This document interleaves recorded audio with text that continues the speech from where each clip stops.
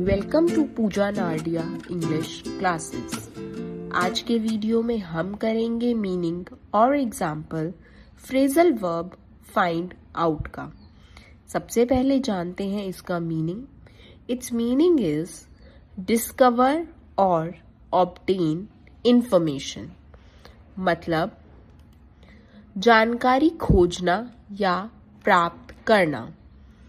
Now we will do its example sentence. Its sentence is, I am going to call the cinema to find out what time the film starts. मतलब मैं cinema घर में phone करके पता लगाऊंगा कि film कितने बजे शुरू होती है। I hope this video was helpful for you.